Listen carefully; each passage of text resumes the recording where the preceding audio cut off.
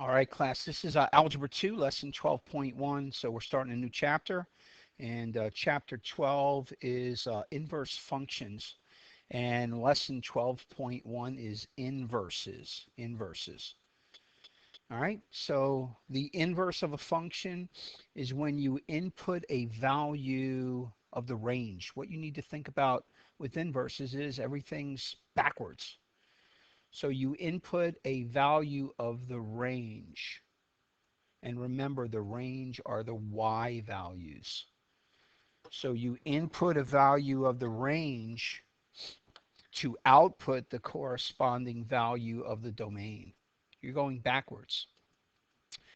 Instead of putting in an x to get out a y, or again, as I like to call it, which girl is dating a given guy, you go backwards, right? So it's not, I'm sorry, I said that backwards. Instead of normally saying, hey, yeah, you got this guy, who's he dating, which girl?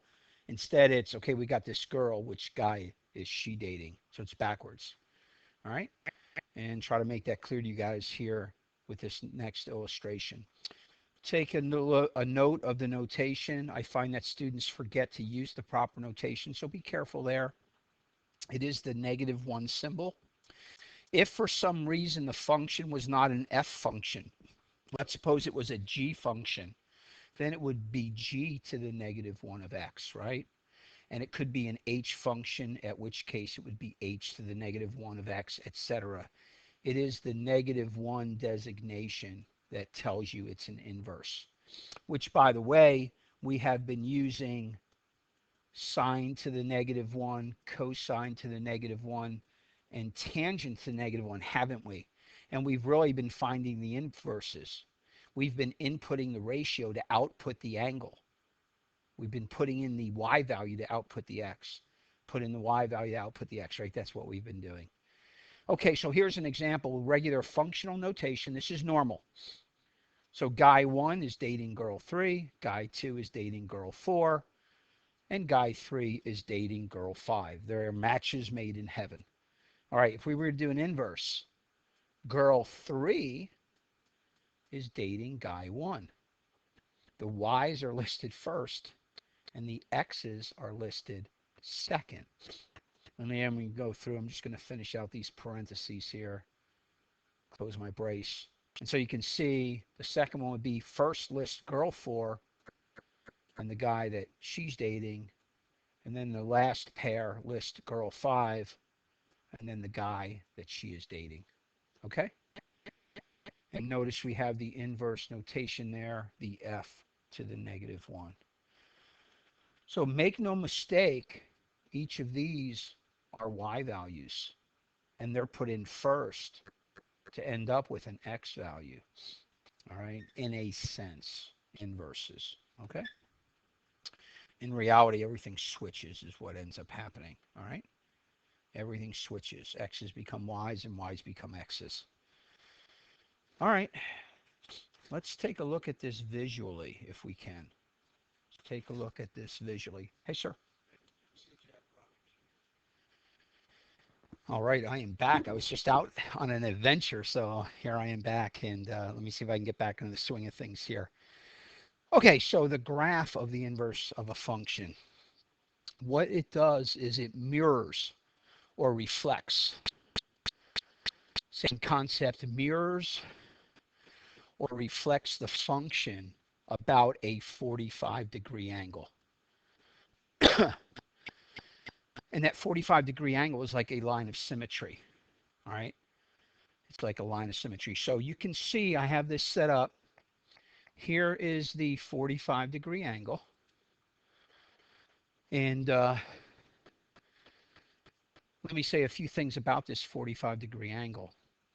So there's a few other things listed here besides simply a 45-degree angle.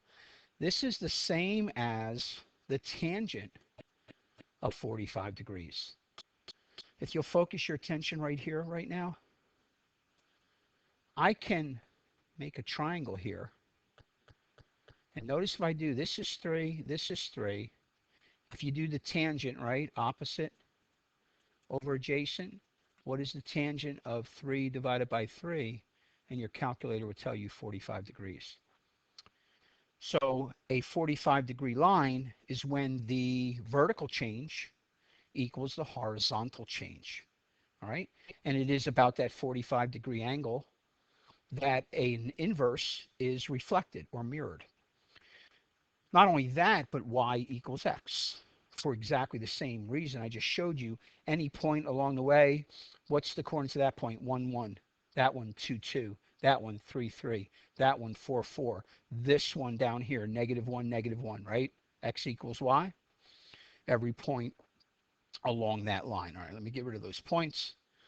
Okay, so let's go ahead and do the reflection. Now, a couple reminders here. I've already graphed the black function. So this black function is already graphed. So remember slope-intercept form? Y equals mx plus b. If you remember, always graph the y-intercept first, +2. There it is right there. And then from that point, use the slope. +2 is up 2. +5 is to the right 5, right? So I'm going to go up 2 and to the right 5. And sure enough, I hit that next point on the line. And that is the black line. All right, so I throw in a little bit of review of graphing slopes and y-intercepts, which is important. But I want to show you a different concept in getting the red function. All right, the red function. So let's take a look at the coordinates of some of the points. The coordinates of this point are 5, 4. 5, 4. So the inverse will have a point at 4, 5, right? So I'm going to go 4, 5 and put a point. You can do that as well. All right. Again, what did I just do? I found one point along the black line. The coordinates were 5, 4, so I swapped the coordinates, right? I put the x where the y was and the y where the x was. And therefore it gave me a point at 4, 5. All right, I'm going to find another point. Here's a second point right there, right? What are the coordinates of that point? So the coordinates of this point are 0, 2. Therefore, I know I have an inverse point at 2, 0. All right, so I'm going to go to the graph, find 2, 0, and put a point there, 2, 0.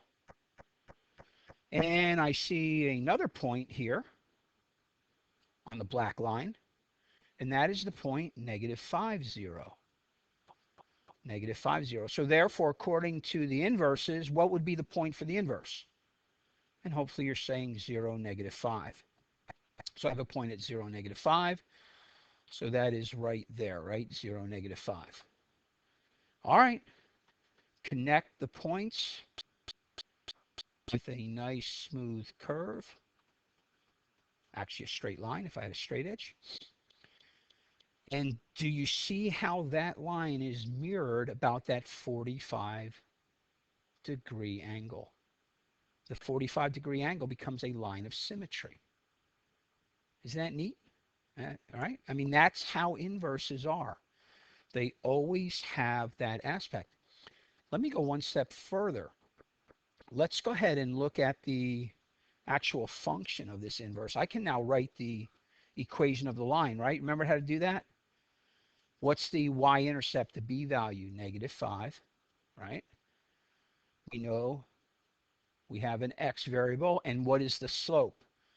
I go up 5 and to the right 2.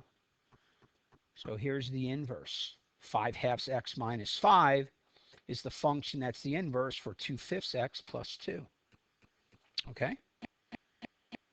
So what did I just say? The graph of the inverse of a function mirrors the function about a 45-degree angle.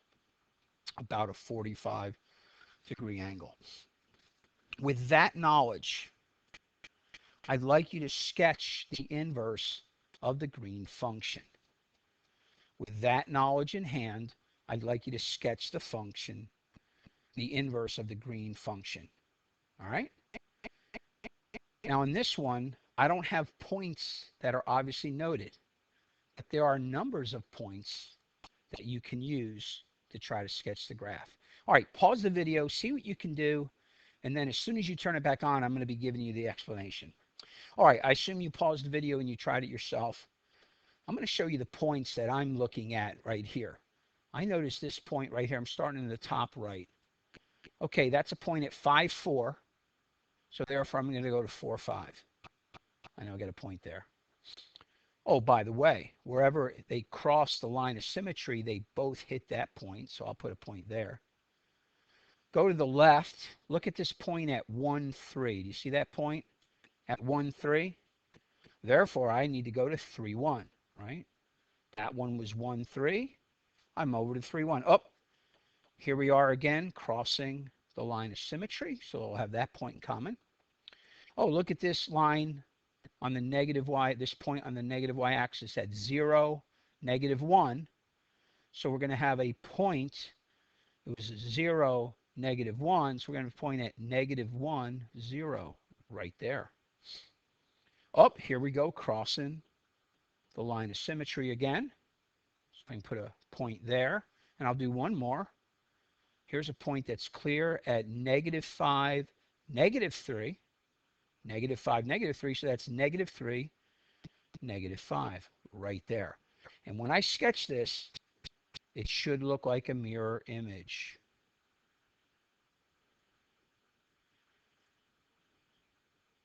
Make sure I hit all the correct points, right? All the ones that are the inverse. And lo and behold, doesn't that look like the mirror image? All right. I think that's pretty cool. And you should be able to do that as well. And that's not difficult if you'll just be careful, find clear points, swap the x's, and swap the y's. That's the idea. That's the concept. All right, next page.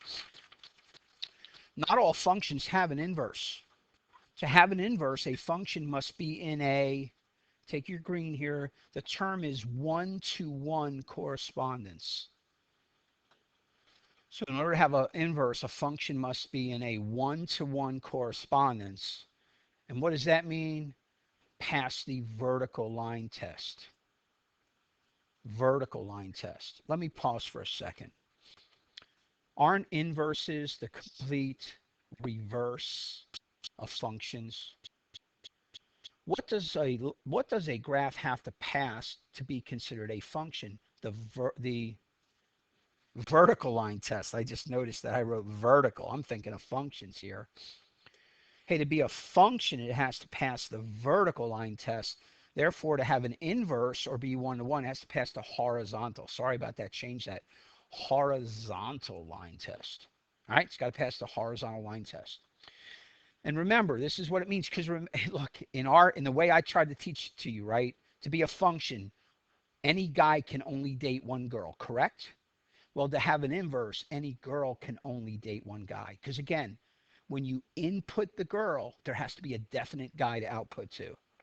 That means no matter what horizontal line you choose, it'll only hit the graph in one point, no matter which one. You cannot find a horizontal line to hit the graph in more than one point. So this passes. This passes the horizontal line test. It does have an inverse. It's 1-to-1. This second graph is the graph of a square root.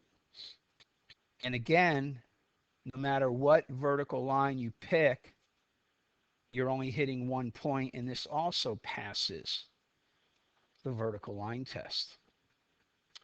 Now this next function looks like a cosine function that has a vertical shift, right? Looks like a 2 vertical shift.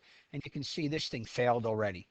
Again, if you can find one line, then it fails. So remember I talked to you about a restricted domain? Remember, for the cosine, your calculator will only give you values between 0 and 180 degrees. Does that section pass the horizontal line test? Yes, that section does. And that's why your calculator can give you an inverse. Okay? Let me just take one quick second and show you the sine function. Right? We know what the sine looks like. Again, that would fail the 1-to-1 correspondence. So we back up the sine to negative 90. and we stop it at 90 and we restrict the domain, we restrict the guys. We don't accept any guy that's less than negative 90, and we don't accept any guy that's greater than 90. Therefore, we'll have inverses that we can get back to so that we can input the ratio and output the angle. Okay? Restricted domains. So again, for a function to have an inverse, it must be in a one-to-one correspondence. How can you tell if you have a picture of it? It's got to pass the horizontal line test. How can you tell if you just have the pairs? Well, again, any girl can only date one guy. All right, that's the situation. If any girl is only dating one guy, then it is considered in a one-to-one correspondence. Okay, how do you mathematically find the inverse? It's not very hard. It's pretty easy. So take your blue, real simple. Replace every x with y and every y with x. Just swap them. Wherever you see an x, put a y. Wherever you see a y, put an x. All right, we can do that. Second, solve for y. Solve whatever you have for y. Now, this last part, students always forget and lose points. Don't be one of those. At the end, you have to substitute f to the negative 1 of x in for the y value to show you have an inverse. So don't forget that last part. Okay? That's not bad. Replace every x with y and every y with x. Solve for y. And then remember, when you're done, replace that y with the f to the negative 1 of x notation. All right, let's try it. So I've got a couple examples down here, and with these examples, we're also going to take a look at the graphs at the same time. Okay, so this first one, the black line is already graphed. I'm looking at A right here, right? And down below, I've already graphed A. Trust me, that's what it is. Right, it's got a y-intercept of -2 and a slope of 5, so up 5 to the right 1, and that is the line, right? Okay. So to make this, to find the inverse, first off, I need to replace every x with y and every y with x. Now, sometimes you have more x's and more y's, however many there are. So now we have 5y minus 2 equals x. And hey, I've got to isolate the y now, right? So move the -2 to the other side, add its opposite to both sides, and then move the 5. Most people are just going to do it this way and divide by 5. That's an acceptable answer. You could write it y equals x plus 2 over 5. Don't forget at the end the functional notation. So if you left it like this, sometimes that's acceptable. I'm going to split it up so we can, here I'm going to use red, so we can look at the graph. Red. Okay, remember, split it up. So it's x over 5 plus 2/5. Okay, so let's see if indeed we found the inverse. So graph the y-intercept first, 2/5. All right, a little less than halfway up the y-axis between 0 and 1, right? 2/5. And then don't forget the slope is a positive 1/5, right? So I got to go up 1 and to the right 5. It'd be great if I could draw a straight line. Oops, I went past 5. Up 1 and to the right 5. There's my second point. And I'm just doing the slope, right? And now if I draw my line through there, if I drew it nice and straight, then the black and the red lines would be mirrored about the 45-degree angle, and they are. And they are. And if I had a straight edge, it would look even prettier. All right? In this second one, I have a parabola. And I actually have a parabola that opens to the right. We haven't done any of those. But we're going to find the inverse. All right? So my advice is pause the recording, and go ahead and see if you can solve for the inverse. And then I'll show you what we got, and then I'll graph it for you. All right? You don't have to graph it. Just go ahead and find mathematically the inverse. All right, again, pause it and then bring it back because I'm going to start right away. All right, here we go. So hopefully you did do that. What did you do? You replaced every y with x and every x with y. Right? So that's 4y equals 8x squared instead of y squared minus 12. All right, we got to solve for y. So I'll just divide everything by 4. And so now I end up with y equals 2x squared minus 3. And don't forget, replace the y with the f to the negative 1 of x. Okay, so what am I looking at here? First off, I should say, oh, this is a parabola. Is it a max or a min, class? I hope you say it's a min. I hope you remember. What are the coordinates of the min point? I hope you say 0, negative 3. Let me graph that point. 0, negative 3 is right there. Okay. This thing opens up or down? Opens up. XY chart. Okay. By the way, the line of symmetry of the function of the inverse is the y-axis. Okay, let me do 1. Think about 1 going in for x. 1 squared is 1. 2 times 1 is 2. 2 minus 3 is a negative 1. I have the point 1, negative 1 right there. All right, line of symmetry. Therefore, I have a point 1 to the left of that line of symmetry right there. Hey, that's good because that's the point right on the blue line, right? I'll do one more. Stick in a 2 for the x. 2 squared is 4. 4 times 2 is 8. 8 minus 3 is 5. I have the point 2, 5 right there. And if I'm 2 that way from the line of symmetry, I'm 2 that way from the line of symmetry. And here is the graph of the inverse. Now, these are harder to tell, but believe it or not, that is the mirror image about the 45-degree angle. Notice how they hit this point as well. And you can look at the other points, and indeed, they are inverses of each other. Okay? So finding the inverse mathematically. Let's do a few more. Here. C is a square root. You can see down below I have the square root function graph. You could do it with an XY chart. There are no values of x less than negative 1 on this. That's important because if you were to put in a negative 2 for this one, you're going to end up with the square root of negative 1, and that's imaginary, and you can't graph an imaginary number in a real Cartesian plane. Okay, so there are no negatives, or nothing past negative 1. Okay, can you find the inverse?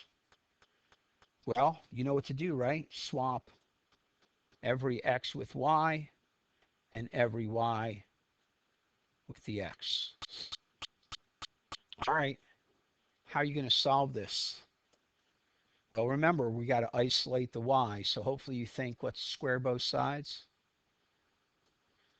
So now we have x squared equals y plus 1. Let's add a negative 1 to both sides. That should be a 1 there. Sorry about that. So we have x squared minus 1 equals y. And remember, replace y with f to the negative 1 of x. I'm just going to swap sides here. You get x squared minus 1. Ah, did that twice. What in the world? Ah, the whole thing erased. Brother. X squared minus 1, right? Okay. That's a parabola, isn't it? This one's very interesting. I really thought this one was neat. Okay, is this a max or a min? Hopefully you say it's a min. What are the coordinates of the min point? Hopefully you say 0, negative 1. By the way, I did simplistic ones for you guys' sake. So the vertex is at 0, negative 1. Hey, notice this point. Negative 1, 0. Notice this point. 0, negative 1. Aha, we're on to something, aren't we? And indeed we are. Okay, now let's go ahead and do an XY chart.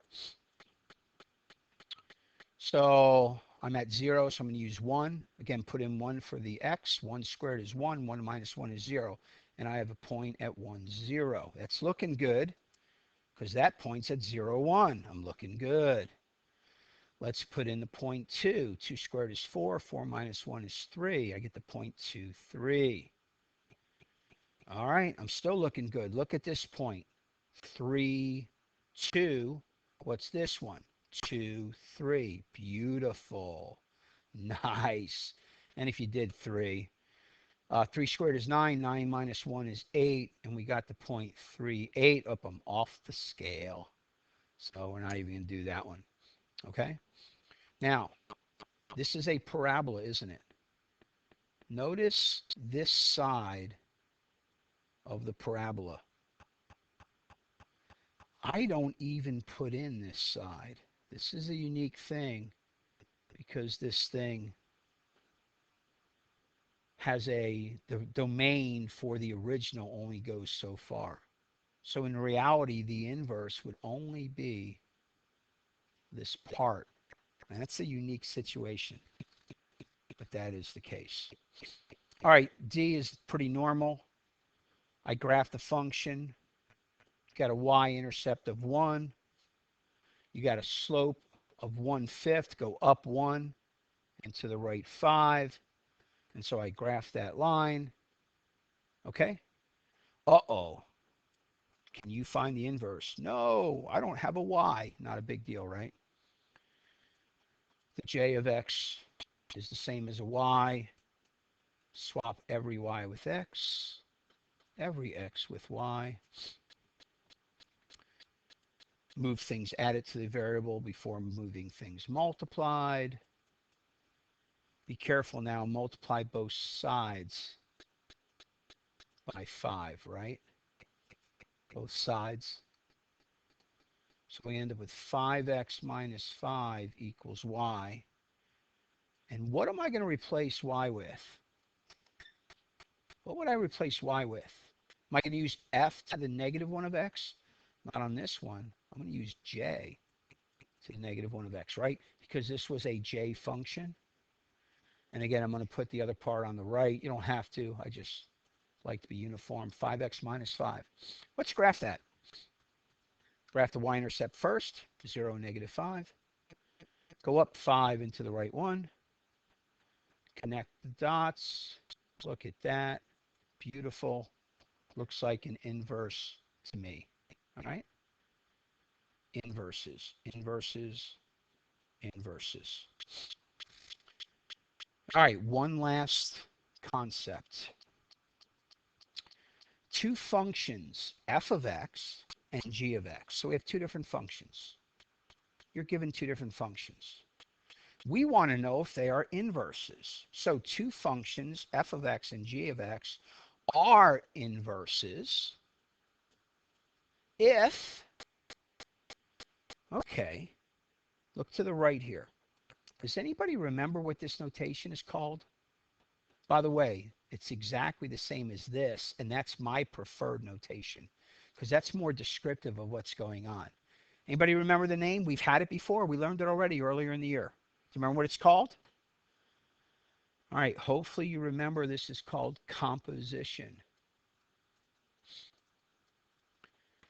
So two functions are inverses if their composition equals x.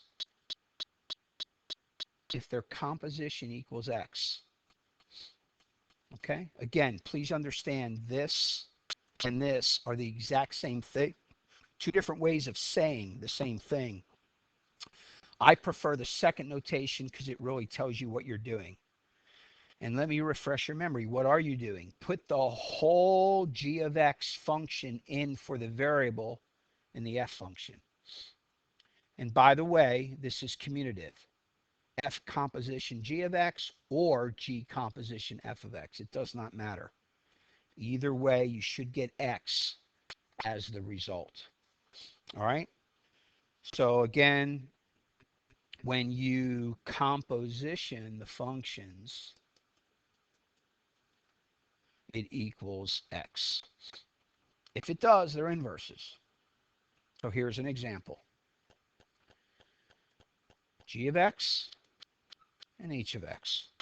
Okay?